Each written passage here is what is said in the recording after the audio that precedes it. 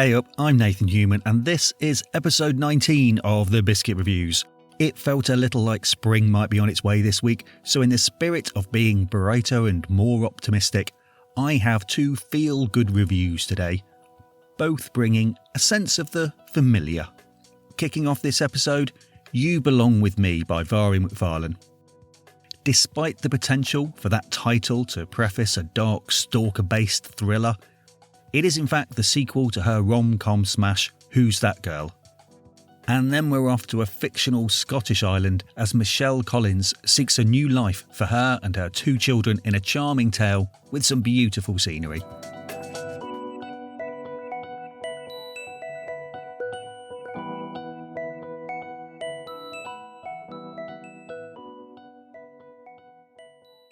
You Belong to Me by Mhairi McFarlane is a sequel to Who's That Girl? This time around, the gender-reversed Notting Hill gets paired with a Wagatha Christie subplot. A great feature of Mhairi McFarlane's novels is that you finish wanting more. I remember asking her about sequels in an interview about 10 years ago, and her answer was more probably not than never ever. But it was still a surprise when it was revealed that a sequel to Who's That Girl was on the way. In the first book, 30-something Edie is the unfortunate victim of a work scandal that goes viral on social media. Her boss offers her an escape to ghostwrite the autobiography of hot young actor Elliot Owen. Edie and Elliot shuffle their way around mutual attraction as both of them deal with their own version of infamy and come to terms with who they really are away from public perception. Edie has resolved that, you know what, she's kind of fine on her own, until a knock on her door arrives on Christmas Day. The sequel doesn't faff around with any 5 years later nonsense, and with the dirty efficiency of a pot noodle, it knows what its job is and gets straight on with what happened next. And like I said, whilst You Belong With Me might be a sinister title, I can absolutely see the dark blue to black cover with the yellow bold font for an obsessive lover thriller by Lisa Jewell, but it delivers everything you'd want from a Mhairi McFarlane rom-com. I won't repeat my praise of her style, you can find that on episode 7. But I will add that this novel combines more subplots and layers texture onto characters we already know. It could have easily just been a retread of the first novels, but how can these people with such different lives ever truly be right for each other? Trope. And they could double their doubts in a relocated part 2. And you know what? That would probably still be a lot of fun.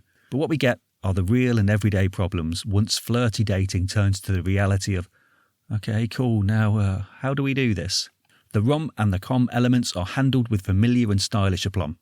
But the extra treat here is the Wagatha Christie subplot when Elliot's personal life is leaked to the tabloids and we get an entertaining cast of possible Rebecca Vardys. As well as the obstacle of an entire ocean between them, Elliot and Edie must weather the possible work storms, including the love scenes for Elliot's character in the steamy TV show he's shooting, and Edie's new colleague Declan, who is clicking in her work life and social life. The added family drama in You Belong With Me raises the stakes, along with the real possibility that your dream might be best left as just a dream. Especially when your dream is about to be filmed getting off with some hottie for work purposes. Whilst Edie and Elliot fulfil their lead roles admirably, the big laughs are often delivered by best friends Nick and Hannah, and I think a third novel that sees the whole gang dropped into LA seems like the only logical way to end an unlikely rom-com trilogy.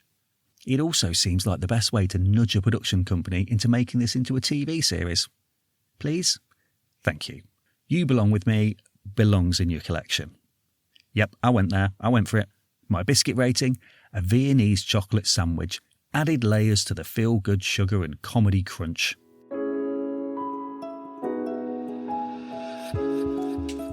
Over at thebiscuitreviews.co.uk, you can find all the episodes categorised into podcasts, books and TV shows. And the written reviews for each are just a click away. You can also sign up for the free newsletter to keep you up to date with what's going on, such as the competition to win a book on The Chatterbooks, the podcast I produce by children for children about the books they've been enjoying. You can find that one at thechatterbooks.co.uk and everywhere you listen to podcasts, really. So feel free to pass that on to parents and teachers.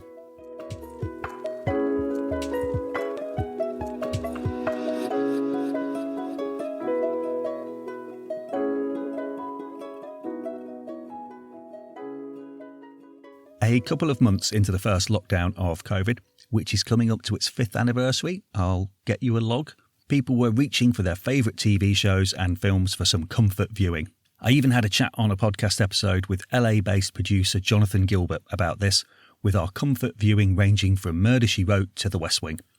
When the world is projecting chaos and uncertainty, there's some comfort in controlling what we see and welcoming familiar figures into our homes and already knowing how their story is going to play out. My preferred flavour of comfort viewing is the low-stakes gentle favourite with people leaning into their hopes and dreams and villainy limited to just mildly irritating people. Think Gilmore Girls or The Detectorists. 2,000 Acres of Sky may not have the smart humour of The Detectorists, but it makes up for it with the, "ooh, look at that," scenery of its Scottish island setting for this fish-out-of-water tale of Londoners relocating to a small community. In 2001, Michelle Collins was on a string of roles trying to break away from her Cindy Beale's EastEnders character, although still trying to protect children. You only ever think about yourself. Well, think hard about yourself now, and don't ever stop looking over your shoulder, because I am going to get my children back.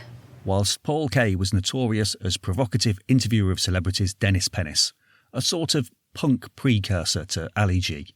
You came with a lot of criticism with striptease.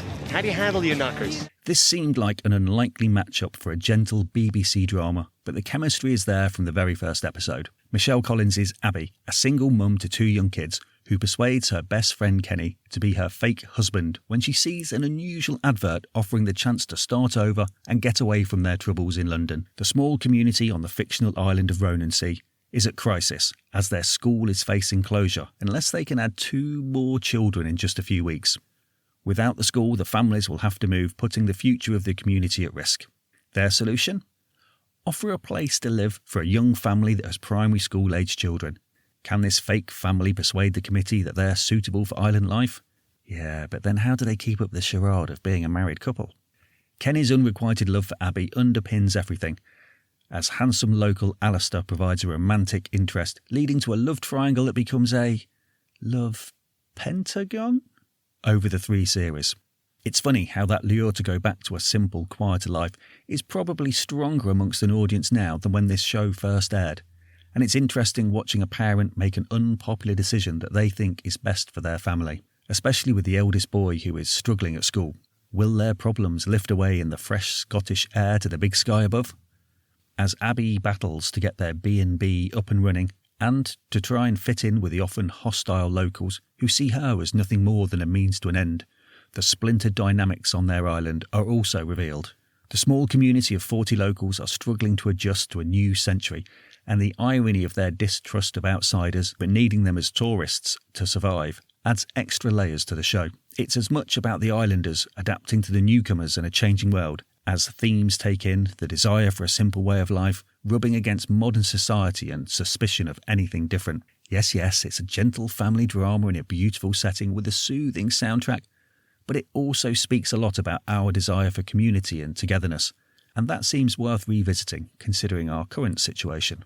Paul Kaye is a revelation, bringing a vulnerability and a lost soulfulness to Kenny, whilst John Strayton as Alistair brings an element of a Scottish Heathcliff to his romance with Abby. And an added joy to watching shows from 25 years ago is spotting actors and going, "Oh, it's them. Oh, they were in..." And you get that here with the likes of Henry Ian Cusack, who then appeared as Desmond in Lost, and Ashley Jensen, who was in Extras, Ugly Betty, and is now the lead in Shetland. If you didn't see this the first time around, why not give yourself a gentle treat and a bit of comforting escapism? Unfortunately, as I write this, 2,000 Acres of Sky isn't available for streaming, but you can watch the first episode on YouTube. My biscuit rating is chocolate bourbons. When you want something reliable that you know you're going to enjoy, you can't beat the comfort of a mixture of flavours that goes well with a brew. Speaking of which, thanks for listening. That's all for this episode. I'm off for a brew in a bicky. Until next time, ta-ra.